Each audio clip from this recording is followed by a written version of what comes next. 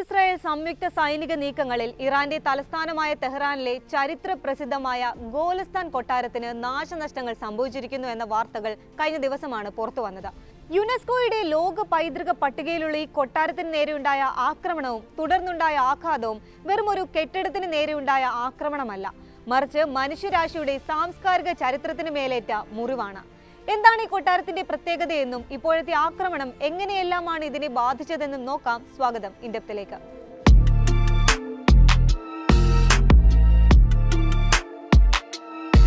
തെഹ്റാനിലെ ആർക്ക് സ്ക്വയറിന് സമീപം നടന്ന ശക്തമായ ബോംബാക്രമണത്തിലാണ് കൊട്ടാരത്തിന് നാശനഷ്ടങ്ങൾ സംഭവിച്ചത്.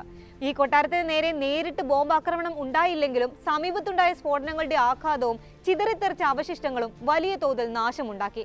പ്രധാനമായും കൊട്ടാരത്തിലെ പ്രശസ്തമായ മിറർ ഹോളിന്റെ വലിയ ജനലുകളും പുരാതനമായ കണ്ണാടി തുണ്ടുകളും തകർന്നു വീണു. വർഷങ്ങളെടുത്തു നിർമ്മിച്ച അതിമനോഹരമായ ഓർസി ശൈലിയിലുള്ള നിറമുള്ള ഗ്ലാസ് ജനലുകളും പുരാതനമായ മരവാതിലുകളും തകർന്നിട്ടുണ്ട്.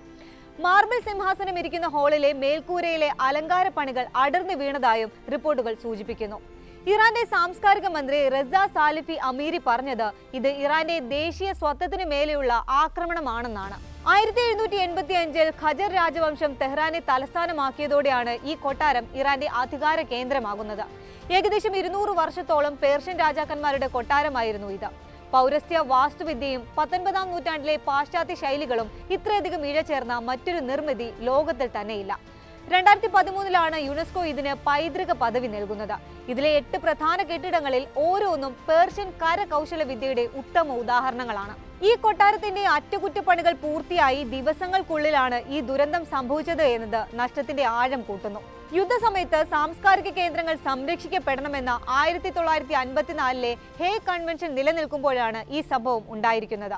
യുനെസ്കോ ഈ ആക്രമണത്തിൽ കടുത്ത ആശങ്ക രേഖപ്പെടുത്തിയിട്ടുണ്ട്. ഇത്തരം സൈനിക നീക്കങ്ങൾക്ക് മുൻപ് സാംസ്കാരിക പൈതൃക കേന്ദ്രങ്ങളുടെ ലൊക്കേഷൻ സൈന്യത്തിന് കൈമാറാറുള്ളതാണ്.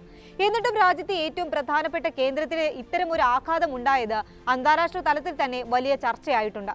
പൈതൃക സ്മാരകങ്ങളെ മനഃപൂർവ്വം ലക്ഷ്യം വെക്കുന്നത് യുദ്ധക്കുറ്റമായാണ് കണക്കാക്കപ്പെടുന്നത്. പ്രമുഖ പേർഷ്യൻ ചരിത്രകാരനും ഓക്സ്ഫോർഡ് സർവകലാശാലയിലെ പ്രൊഫസറുമായ ടൂറഷ് അത്താബാക്കി ഈ സംഭവത്തെ അതിരൂക്ഷമായാണ് വിമർശിച്ചത്. ഒരു ജനതയുടെ ചരിത്രത്തെ ഇല്ലാതാക്കുന്നത് അവരെ ശാരീരികമായി ഇല്ലാതാക്കുന്നതിന് തുല്യമാണ്. ഗോലസ്ഥാൻ കൊട്ടാരം വെറുമൊരു കെട്ടിടമല്ല, അത് ഇറാന്റെ ആധുനികതയിലേക്കുള്ള പരിവർത്തനത്തിന്റെ അടയാളമാണ് എന്നാണ് അദ്ദേഹം പറഞ്ഞത്. ഇസ്ലാമിക് ആർക്കിടെക്ചറിൽ വിദഗ്ധനായ പ്രൊഫസർ റോബർട്ട് ഹിലൻബ്രാൻഡ് മിറർ ഹാളിനുണ്ടായ തകർച്ചയെക്കുറിച്ച് ആശങ്ക പ്രകടിപ്പിച്ചിട്ടുണ്ട്.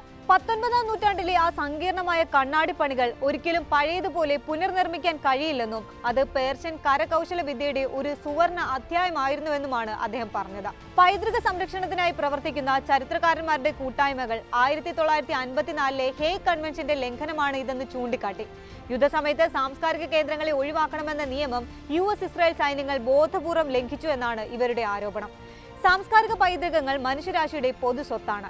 ഇത്തരം സ്മാരകങ്ങൾക്ക് നേരെയാകുന്ന ആക്രമണങ്ങൾ ലോകത്തിന്റെ ചരിത്രപരമായ ഓർമ്മകളെ മായ്ച്ചു കളയുന്നതിന് തുല്യമാണെന്നാണ് യുനെസ്കോ ഡയറക്ടർ ജനറൽ ഓഡ്രി അസോലി പുറത്തിറക്കിയ പ്രസ്താവനയിൽ പറഞ്ഞിരിക്കുന്നത്. തെഹ്റാൻ സർവകലാശാലയിലെ ചരിത്ര വിഭാഗം തലവന്മാർ ചൂണ്ടിക്കാട്ടുന്നത് ഈ ആക്രമണം ഇറാന്റെ വിനോദസഞ്ചാര മേഖലയ്ക്കും സാംസ്കാരിക ഗവേഷണങ്ങൾക്കും ഏൽപ്പിച്ച ആഘാതം ചെറുതല്ല എന്നാണ്.